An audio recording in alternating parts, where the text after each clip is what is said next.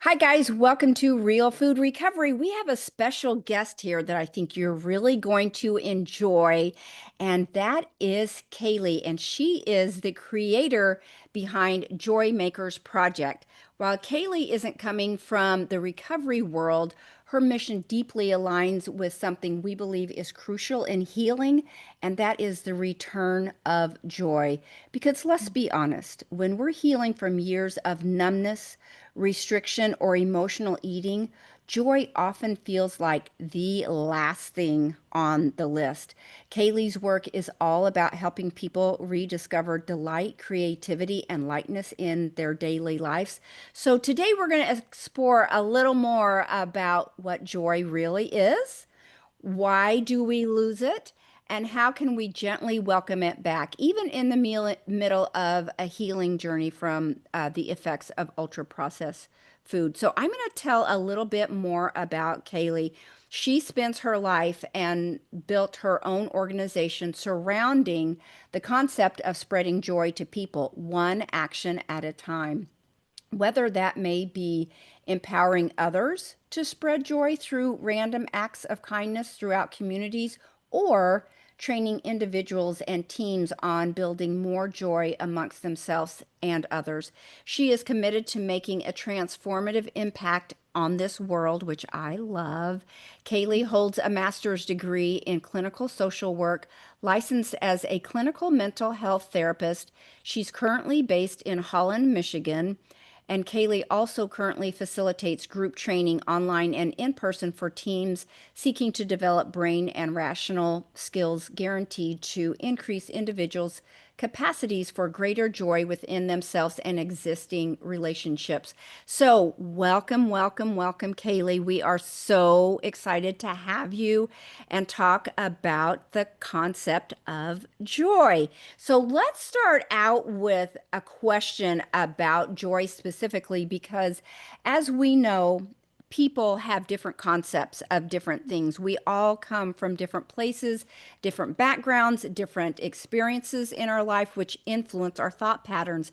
So if it's okay, I'd like to kind of quiz you a little bit about what joy actually means to you, not like this fleeting emotion, but this practice or a way of life. I'm really curious to hear what you have to say about that. So, hello and welcome. And if there's anything else that I missed about introducing you, please feel free to share more. But talking about what joy means to you maybe is a good place to start.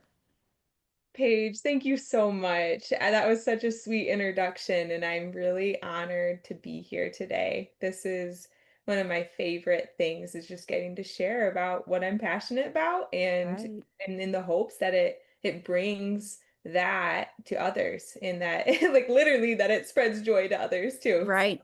Right. Thank you. And asking the question about what is joy, like the concept of it, you're so right. There's so much to it.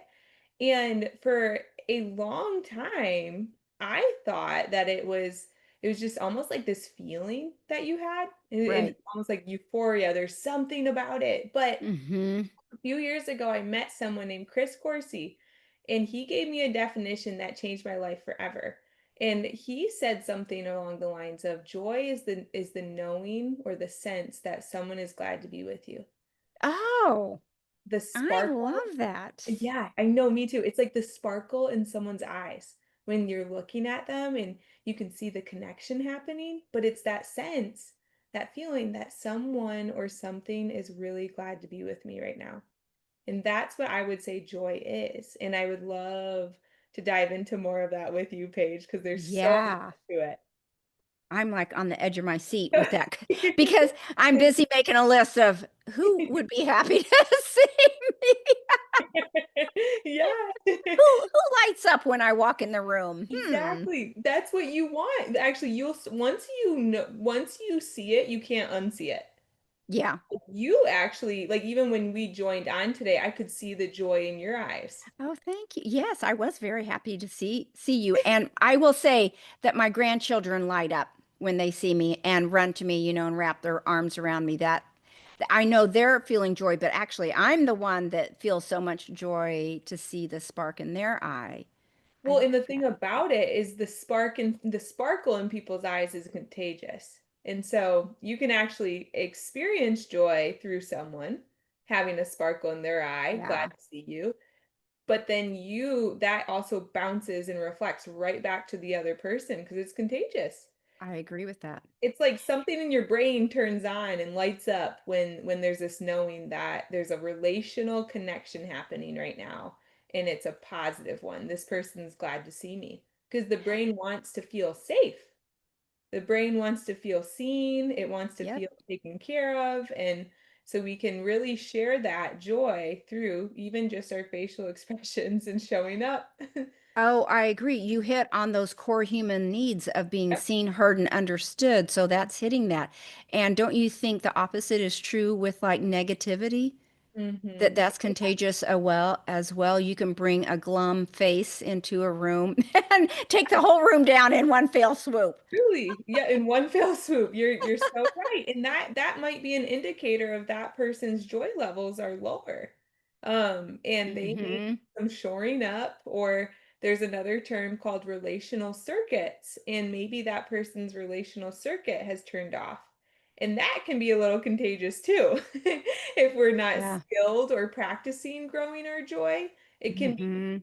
to fall into non-relational mode, which would also be non-joy mode with others. And Hmm. so the concept of joy I'm talking about today is so much relational joy, um, Yeah, in kind of how we interact with each other or even God. I agree. And they also say you're the most like the five people closest to you, so choose wisely. Yes. I think that makes a huge influence on just your overall outlook on Yeah. life, who you're spending the most time with. And don't you think people naturally gravitate to those people that bring joy into Mhm. their life? Absolutely, Yeah, because it's in our design. Like our brains are designed to run off of joy. Our brains are designed to have home base be joy. And so if your brain recognizes that in another person, it's going to be drawn to that person too. I love that. I'm writing that. Your brains are designed to run off joy. Yep. I Often believe glad to that. share joy. Yeah, because we weren't created to be miserable. No, no, no, we weren't. We Yeah, absolutely weren't. And you can see when you have joy is like the secret ingredient that we need to thrive in this world. Like I the know. sense of the relational, glad to be together joy gives strength to communities. It helps people heal. It Yeah. allows there's relational glad to be together joy. There's an ability to for people to grow their capacities and to even heal from trauma Hmm. and to Yeah, mature because we're meant to grow through joy bonds, not fear bonds. And so there's a I, whole lot there. But if you even think about parenting, some of the kids who grow up with parents that are glad to be with them, there's self-confidence, there's self-esteem, there's growth. And then when if you grow up in environments where parents aren't glad to be with you, there's a trajectory that usually happens there. And that can have lower self-esteem, insecurity, and we're not thriving in the way we're made to. hmm. Of course, that's I'm generalizing there, but you can see patterns and even Yeah, where's the joy in the family environment if it's yeah. there and there's Hmm. that relational connectedness there, Yeah. there's a lot more likelihood that the children are going to be able to develop a bit healthier than the children that perhaps are raised in environments that don't have as much joy. I agree with that. And I see that so much with my kids. They did a better job than me. I can see each generation getting better Sure, with that versus when my parents grew up, it's the children are to be seen and not heard. And I sure. was a super hyperactive kid, so I'm sure I got on my parents' nerves. So they weren't always happy to see me bouncing through the Sure. room. So I can see though how my kids are much more patient and loving and just provide this environment for growth for my grandkids. And I can see that they are very well rounded and leading happy little lives. Mhm. So interesting. I love that conversation so much. So that brings me back to Where in the world did you come up with this idea to create this Joy Makers project? What was stirring in you at that time? I'm just so fascinated. I cannot wait to hear what you have to say about how did this girl in Michigan come up with this idea to start a whole new I know I'm just going to create a project about joy. Sure, sure. I know it is so wild, truly. But let me tell you, I about in 2018, I went on this volunteer missions trip around the world for 11 months. And during those 11 months, we went over to 14 different countries. It was 14 or Wow. 15 different countries. And in each country I went to, I would pray and I would ask God, what does this place need? What do these people need? In every country I went to, I felt like the impression that would come was these people need more joy. They need more joy. Everywhere I went, Paige, there was just it was like the need for joy. And I was like, well, what does joy even mean? But I knew it had something to do with people and us connecting. And like there Mm-hmm. was like I guess it was the sparkle in people's eyes that would come. And it was like Mm-hmm. these impacts. Like we have no idea what doing things to share acts of kindness, to share with someone that they're loved, seeing valued and how it can change their lives or change the Yeah. trajectory of their lives. And I would just my goal when I was traveling was to shine that kind of light wherever I went, and I would just hear stories from people, and they Mm. would say things and it just kept coming back like joy, joy, joy. And so when I got back from this 11-month volunteers missions trip, I was back in Michigan. I was like, I have to do something about this. I don't even know what, but I'm just gonna pray. I'm gonna ask for the name. And so I got the name that was kept coming was Joy. And I was like, this is a project. Like this is gonna be an evolving thing the rest of my life. And so then Joy Makers Project eventually came and I started talking to some mentors and the connections just kept happening and people would give me ideas. And so the foundation of Joy Makers Project really was from that 11-month mission trip that gave me some vision for this is a need, not just in America, but around the world. And then also um, that in a Michigan where I could start was I'm just going to go start doing random acts of kindness and see what happens. Wow. And then stories after stories page kept coming when I would go out and do these random acts of kindness and it became contagious. And so I really didn't know what I was doing fully at the beginning. I was just like, I just know I've started something Joy Makers Project, and I would Yeah. just take the opportunities that came. And it was pretty clear that people wanted to follow that, be part of it. And then it was clear that people's lives were being impacted by these random acts of kindness. But I will say too that eventually, like a few years down the road after starting Joy Makers Project, I met again a good friend and mentor of mine now, Chris Corsi, who runs Thrive Today organization, and he helped me understand the intersection of joy in brain science and theology and how it all comes together and how important it is for human development and flourishing in relationships. Yeah. And so then that's when Joy Makers took on a whole nother, um, I would say like layer or level. It became more complex in that area, combining with me Mm-hmm. getting a master's in social work and Mm-hmm. becoming a therapist. It really kind of went from just random acts of kindness to now this isn't just random acts of kindness. I'm going to help what's on my heart is I'm going to help coach people on how to heal and how to develop into the most joy-filled person they're made to be. You said the word connection a couple of times. And so, what we do at Real Food Recovery is we help people recover from the effects of ultra processed food. Some people call it food addiction, some Yeah. people call it food obsession, whatever. How we help people heal is always the same, regardless if you want to call it addiction or use disorder. But one of the things that we talk about is how connection is the opposite of addiction. Yep. And I heard you bring that up as far as joy.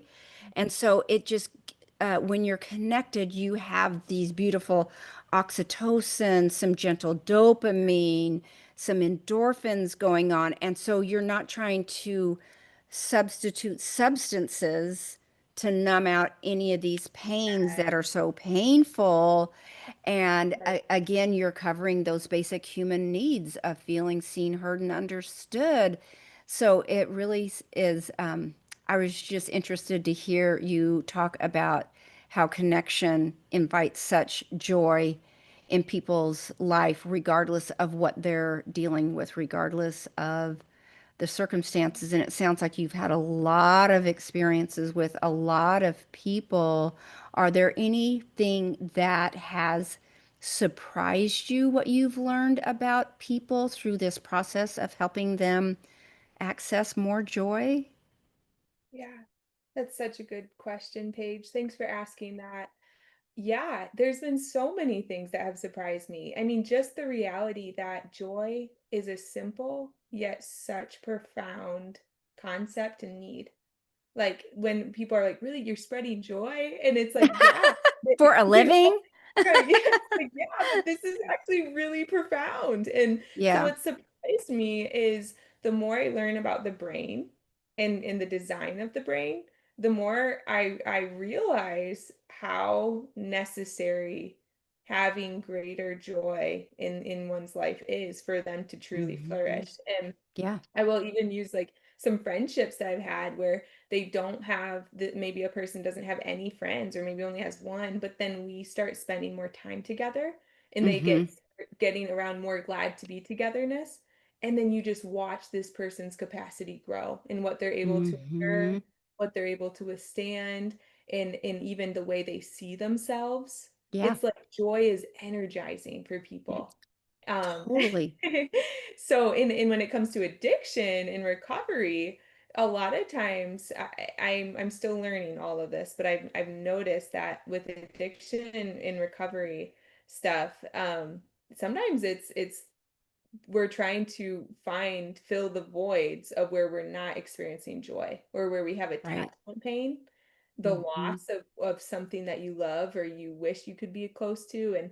And so even being someone of joy, you can actually really help people heal just by being a presence of I'm glad to be with you in your pain.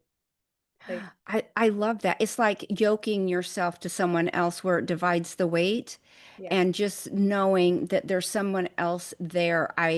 That makes me think of I just got back from an overseas trip and yeah, we had planes canceled. And yeah, so that is a domino effect for all your connections, which when you're right. coming from out of the country, it literally is a domino effect. And so, in the middle of the chaos of rerouting everyone, I got separated from this group of people that I was traveling with, and I was on my own, which is my biggest fear, like Mhm. trying to navigate these big foreign airports that Sure. I'm not familiar with. And I thought about this a few times about how just having, even if I just had one person out of our group, I think we had 13 people, it would have made me feel so much more safe and secure, even though they might not know any better than I did. It was that connectedness of I'm not in this alone. I'm not having to figure out this alone. What do you think? Well, what do you think? That you just didn't feel just I think dark, Yeah. just alone. I guess the alone is Alone. the word. Yeah. Yeah. Yeah, nobody wants to feel alone in this world, Right. especially when you're in trauma and in stress Right. like that. So, Right. and Absolutely. unfortunately, this world is filled with a lot of stress. And when you look around, you don't see a lot of people that are extraordinarily joyous. You see a lot of people struggling through life, which is kind of why our emphasis is on helping people get off the ultra processed food. And we focus on making sure you get enough sleep. Almost, it's like preloading the brain with a little bit of joyous dopamine, making sure you get enough sleep, making sure you're eating single ingredient foods, making sure you Mhm. have some type of spiritual practice, making sure you have some type of movement in your life.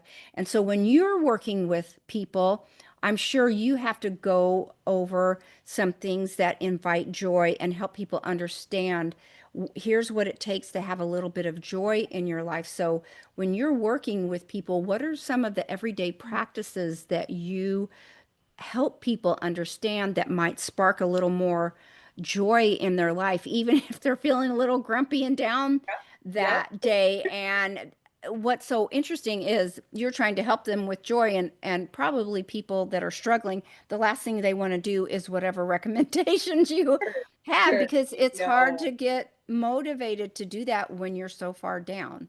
Right, right. And I usually try to start with empathy and compassion in that of saying, listen, I know that this is like 100 times harder and more challenging to practice these skills, but this is what we have to do to climb up the ladder. And both are hard. It's hard to stay stuck. It's hard to grow. But which hard is going to get you where you want to be and get you Mhm, to the most the you walking in who you're truly made to be and who you're truly mhm, designed to be. Um, mhm. so some practices page that I always like to recommend. I'll generalize it and then I'll offer a few examples. I Okay, good. I really like to recommend we need to get more balance in your life. We need to get some rest, like true rest. We need to learn what true rest is, not just scrolling on social. Totally. That's not rest. It's not What? just Scrolling is not rest? What? yeah. N So Don't turn us off, people. Don't keep listening. It's like, what is true rest? What helps your brain rest? And then where are you playing in your life? Like where are you actually doing and utilizing time and activities that allow your brain to actually get creative or to enjoy the moments without it needing to be a performance or a Mhm, production? But to mhm, really enjoy the present. That's what I would say play is. And then the other one would be, yeah, just the holistic care, but then also practicing appreciation and gratitude. We need that totally. so much. And that sounds cliche, but it's not. It's actually the fuel that your brain needs to be healthy and to remove some of the toxic thoughts. We need to replace with healthier gratitude, appreciation memories, and then in training your brain, truly training your brain for joy. Um, the other thing that I would say is relational connection. We need to get you, if you don't know where you belong, we need to help you find belonging. Mhm, And we need to help get you at least a few people in your corner that you feel seen, safe, and heard and understood by.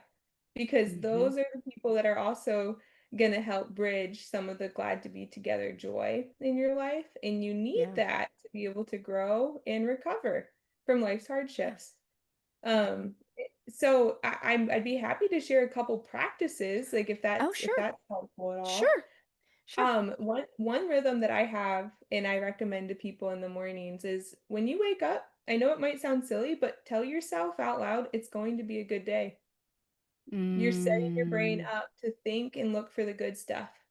And then at the mhm. end of the night, thinking to yourself and reflecting, maybe it's a journal, maybe it's talking to someone before you go to bed, but saying, what were the things that went well? And not just the big things, but the Mhm, tiny little things like I had a really mhm, nice salad today. I was able to mhm. make it to work on time, even though I thought I was going to be late. And then like just stuff like Yeah, that. Because every time you practice gratitude or appreciation, you're again you're training your brain and you're growing new pathways in your brain that are going to become the new normal. But it takes time. The other thing that I make a practice of is when I think about people in my life that I appreciate, I don't hesitate to tell them that I appreciate them.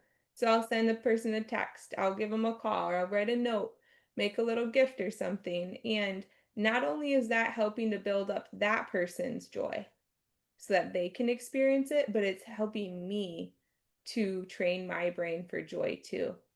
Because yeah, appreciation is a key ingredient yeah. to growing in that joy. And I've noticed crazy, amazing results in my own life of just my ability to endure through hard seasons just by remembering what I appreciate about people and what I'm grateful for every day. Mhm. And at this point, my brain just operates in that way no matter the season. Yeah. It just is on for joy. I can't believe how many things that you are sharing that are so in line with literally how we help people Really. with recovery from the effects of ultra processed food. It is all brain training. It is Wow. all reframing thoughts. It is all gratitude. Yep. All of those things, we are literally, our emphasis is to rewire those neural pathways Come on. into, I can't to I can, Yeah. but reframing a dark cloud into a positive literally Oh, affects you down to the chemistry in your cells, the mhm. mitochondria inside your cells are affected by what's going on up here in the noggin. Yep. And your thinking is a direct reflection of what's going on, not just in the brain, but throughout your entire systemic system. And if you talk, this is starting to get off on a tangent, but we want to keep our cells non-inflamed, Yep. and our thought pattern makes a difference in inflammation within those cells down to a cellular level. Our thoughts make that big of a difference. And so you are literally speaking our language as far as brain training when it comes Oh, to that's so recovery. amazing, Paige. Oh, Hmm. that is such good news to hear. Yeah. Yeah. You've got to have these positive, good vibes, juju going on if you want to hurdle, uh, face these hurdles, Yeah. whatever's in front of you. So, speaking of hurdles that come Yeah. in front of you, there are things that it seems like blocks people's joy Mm, that they can't quite seem to get past. Have you noticed any patterns in mhm. people's lives that are the biggest obstacles in overcoming this kind of dark dread and keeping them stuck, not being able to access joy in their life? Yeah, absolutely. And it's heartbreaking. It really breaks my heart to see that. And some of the barriers that I notice are automatic negative thinking, where people are just so stuck Hmm. in a rut of pessimism and even just having Hmm. a hard time to even think about, I can't even think about one thing I'm grateful for. But if there's an Hmm. openness, even if it's a crack of openness to grow, we can get places because we can just start off with, well, what's in this room that you kind of like? Hmm. Like what are you wearing right now that maybe you're grateful for those socks? Like it's okay if they have a hole in them, just think I've even got socks. yeah, I've exactly. 9 toes that are covered. Exactly. It's like the starting so small. So Yeah. that's a barrier, or at least like I would say it can feel like a setback at first of just that. And also say when we're underdeveloped in our maturity, and so we Hmm. don't talk about this a lot as a culture, but there really are Yeah. skills and needs we have to develop into the next stage of maturity well.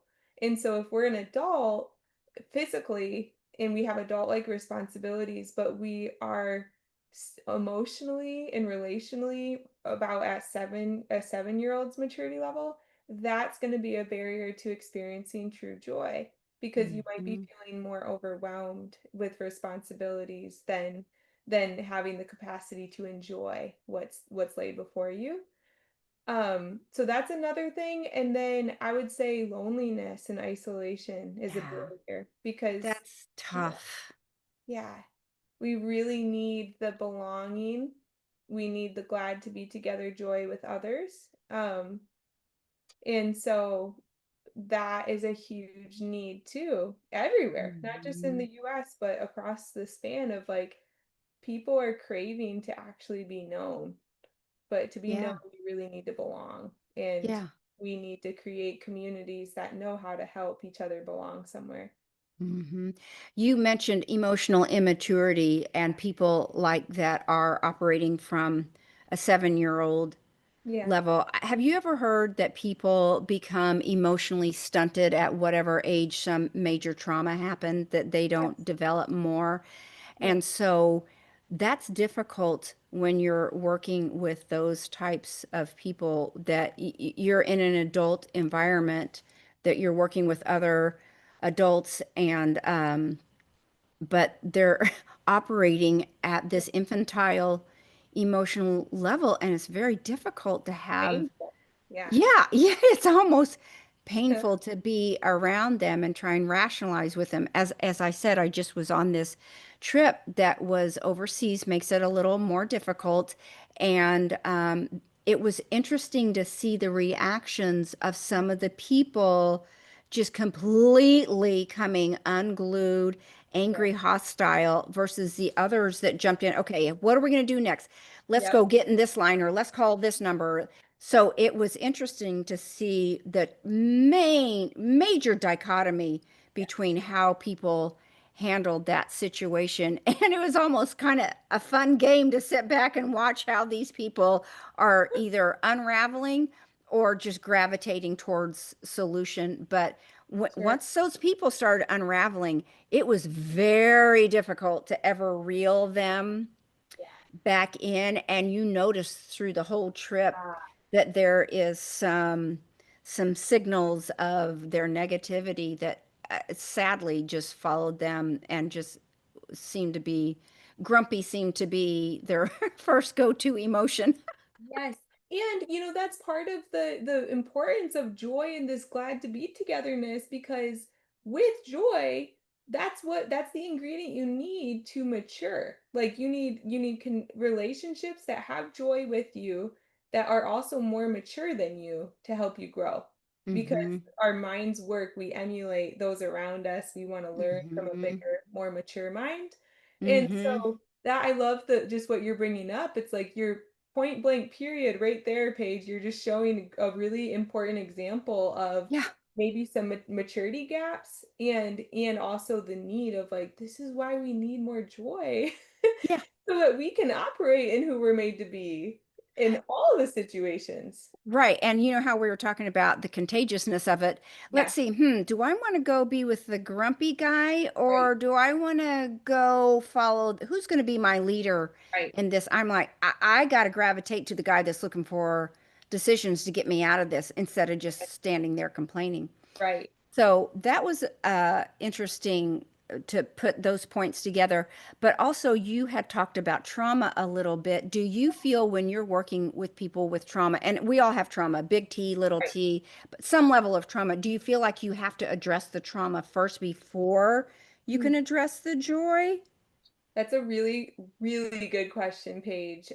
So I was actually taught by a mentor of mine that it actually wisdom can actually be help build someone's capacity first, capacity for joy, Mm-hmm. because then they have more resilience and ability to work through the trauma rather than Mm-hmm. trying to pull the trauma up and force it to come up. Mm-hmm. Let's build Mm-hmm. joy. And as they build their capacity for joy, then we're creating a really healthy buffer and cushion to be able to process the trauma well.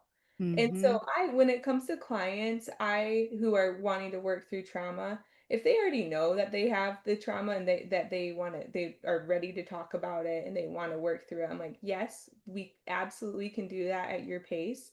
While we do that, though, I'm going to ask that you work on building your capacity for joy too. Yeah. And these are the skills that I would recommend. I love that because it makes me think about how we work with our clients too, because a lot of times, obviously, people that we work with have had trauma and they're using food to numb. And so Yeah. a lot of times we start with the four basics of single ingredient food or non-processed food, sleep, movement, spirituality. And I say, yes, we've got the trauma over here, but let's cover these core foundational things in our life. And then we can see what's left over, what's Sure. really there. But until we just cover just some of these core basic foundational needs, how can we even know what's trauma and what's just lack of sleep? I know Right. that sounds really simplistic, but it's huge. So It's huge. huge.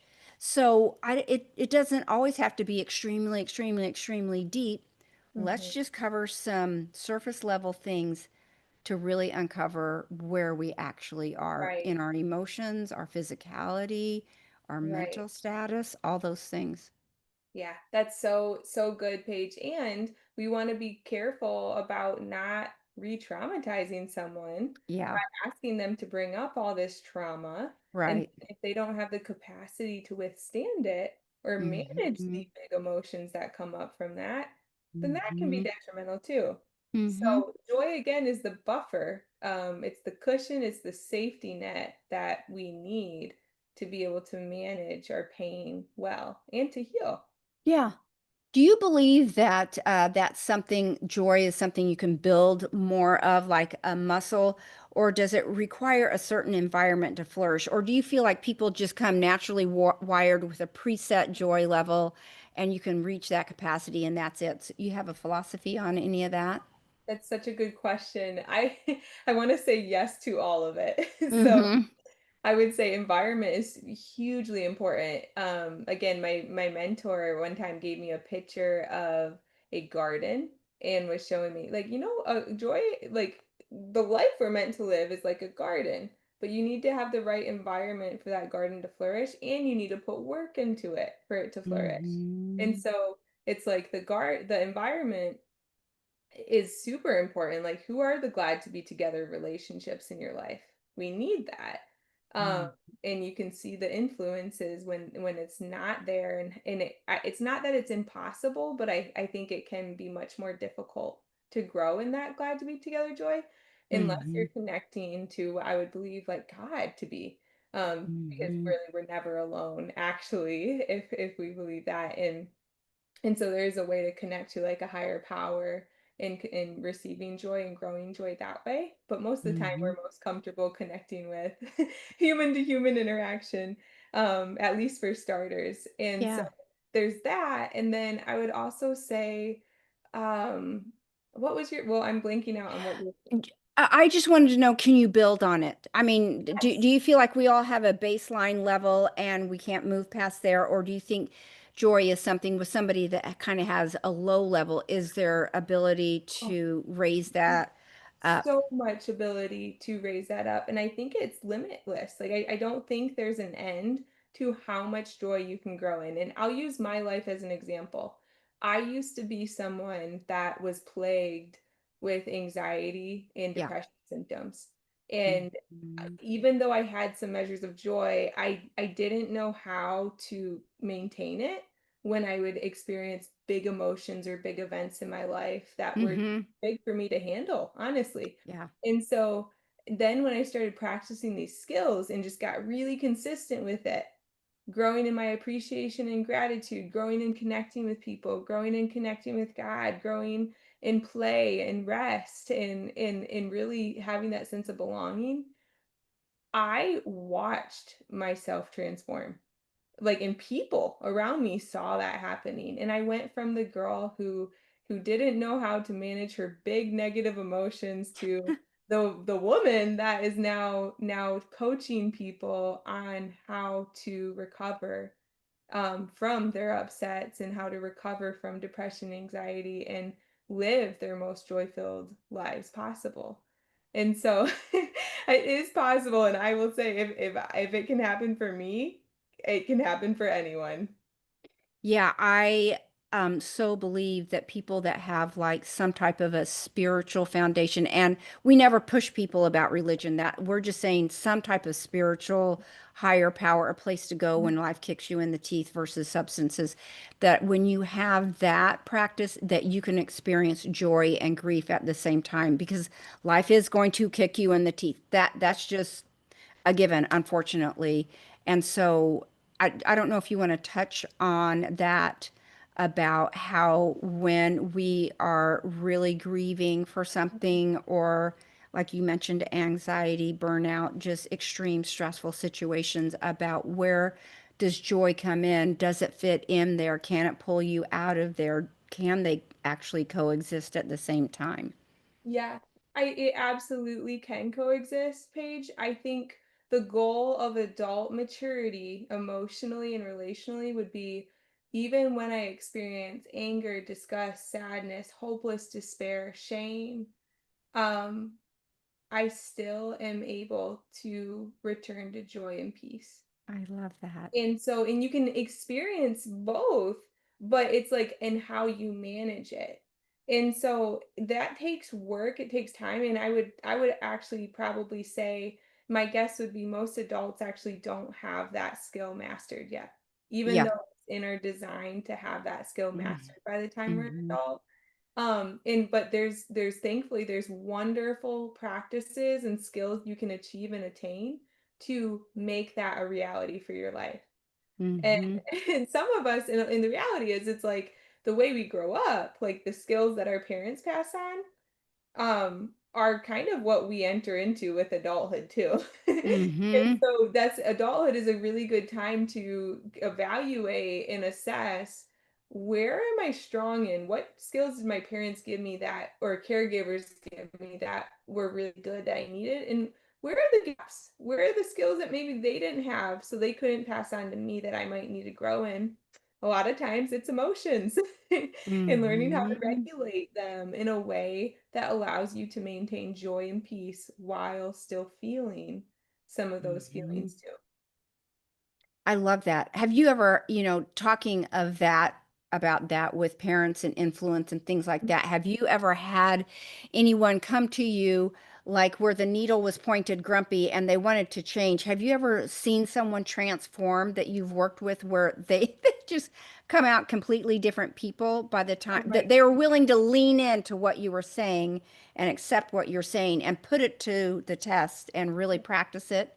You yes. have any stories you want to share? Oh, yes, I would love to. I have there's so many stories that come to mind, Paige, but one of them is someone that came in with depression, pretty Yeah. severe depression. And it was even challenging to even name one thing that they were grateful for.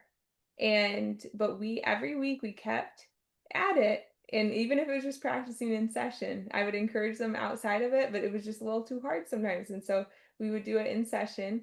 And now when they come in, they're the ones that are telling me what's going good in their life. I And love that. they're yep, go ahead. I was just going to say, do you see like a spark in their eye now when they come in, like they're happy to connect with you and glad to Oh see my goodness. you? Yes, it is and I have the sparkle in my eye too because there's Mm-hmm. so much joy and excitement in seeing this person grow.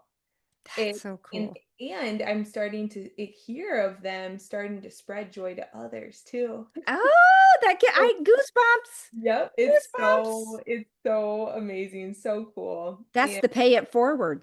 Exactly, and in it's fulfilling. Like, they are Mhm. finding more purpose in their life just by having changed some of their mentalities and practicing gratitude and appreciation more, and the reality is if you were to spend 30 days, um, 5 minutes a day, 3 times a day, practicing gratitude and appreciation and just chewing on it like it's bubble gum for those 5 minutes, the reality is your whole entire brain wiring would change and you would be looking at life with what's going good rather than what's going wrong or what should I be afraid of. That's totally so true. And so much of what we preach, especially because we want to help people create lives that they don't want to escape from. I want to help you find a life that you want to get up and do again tomorrow versus, oh, I hate I have to get up and live another day.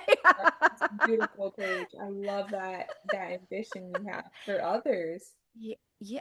And don't you find on a personal level that doing this actually sparks more joy in your own life? I mean, for me, it makes me to want to be and even have a cleaner body, a healthier body, a relationship-filled life. It's Yes. motivation for me to help others.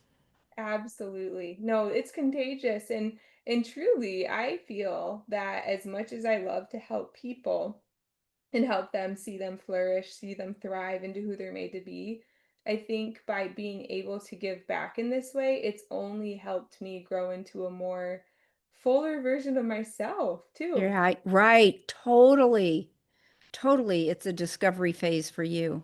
Mhm. One of the biggest questions that I want to ask you, and I want to be respectful of your time, is some of our listeners feel disconnected from their Mhm. bodies and overwhelmed by shame around food. So if you're trying to get off these ultra processed food, but you have a slip and have a binge, or you can call it a sidestep, then it creates shame that you couldn't stick with it when you're trying so hard, which is a conundrum in this arena we work with, especially because ultra processed foods are just surround you. I mean, you can't drive down the street without all the fast foods or the convenience stores, and it's just in your face everywhere you go. So, Right. what would you say to someone who feels like joy is literally out of reach for them right now? Or maybe I should say, what's the first step in feeling joy? We've talked about gratitude a lot. Does it always start there? Or how do you help people start on this path if they aren't someone who already is filled with joy?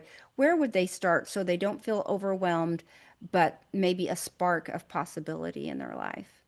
Sure, sure. Oh, my heart goes out to so many people in those It's a situations. struggle. It's bad, Yeah, and there's a story behind everyone's struggle too, and right? that's a valid story.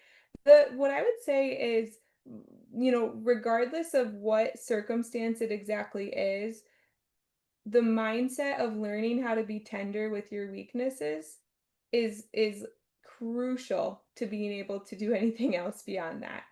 And so there's the concept of toxic shame and healthy shame. And Mm-hmm. toxic shame would be like, I messed up, therefore I am a mess up.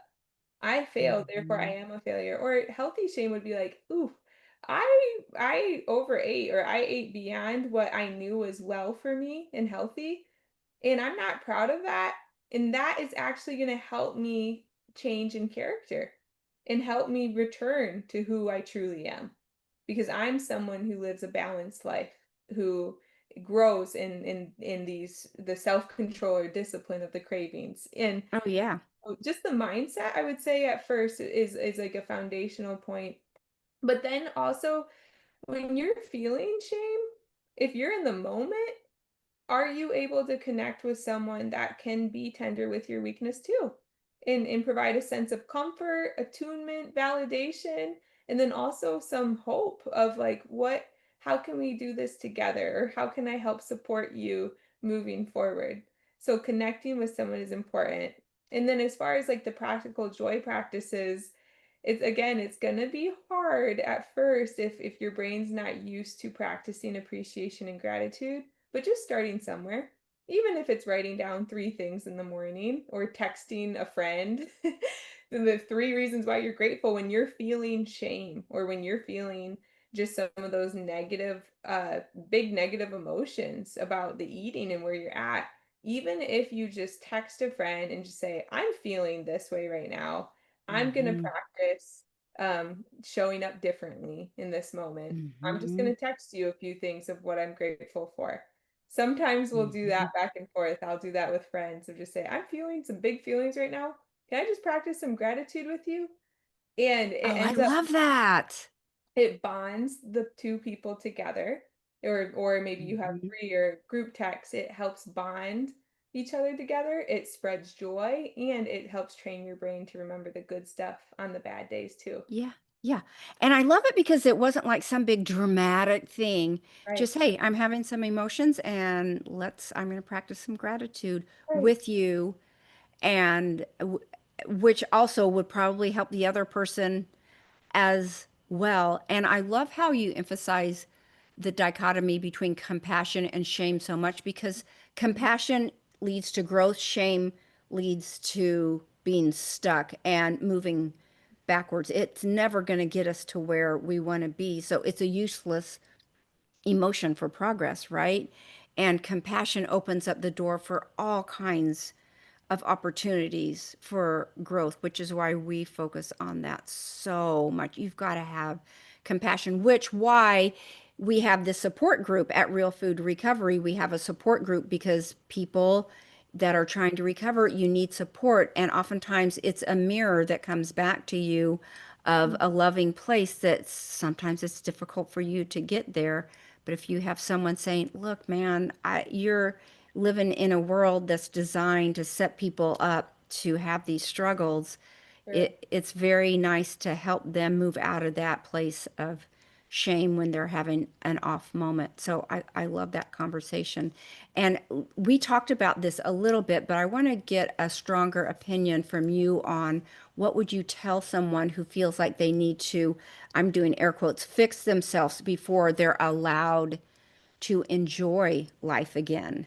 Hmm, man, I would say it's a process and we're never going to be at the place of perfection, or we're always being redeemed, being Mhm. restored. And if you're trying to fix yourself before you're able to really enjoy life, it concerns me that you would miss some golden moments that are meant to be there along the journey. Mhm.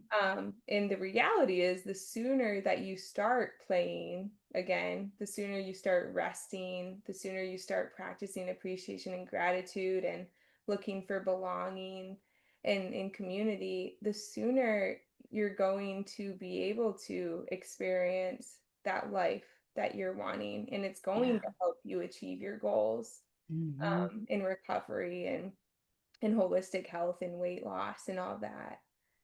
So I would say don't have that closed mindset, but have a growth mindset. Don't limit yourself to experiencing the joy life offers right now, just because you're trying to reach a certain standard, even though your desires are valid. But there's different ways to go about it than keeping yourself stuck until you achieve that certain result. Yeah, I agree so much. And we work with people a lot on their belief system, which helps in identity shift, Mhm. which then helps with habit change. And so all of that impacts what that self-talk. Yeah. We work a lot on that self-talk and that drives the next right move, right? So I'm going to leave you with one final question since the audience that we have mostly are people struggling with the effects of ultra processed food and striving for recovery. If joy had a voice, what might it be saying to someone in recovery right now? Paige, I loved that question so much. And one of the first things that had come to mind was, if joy had a voice, that it would sound like this: Come, spend time with me. With I love me, my that. burden is light. I love that. With me, my burden is light. And I want to walk with you and teach you how to experience more of me. Oh, I got a little lump in my throat. That was beautiful. That was a perfect way to end.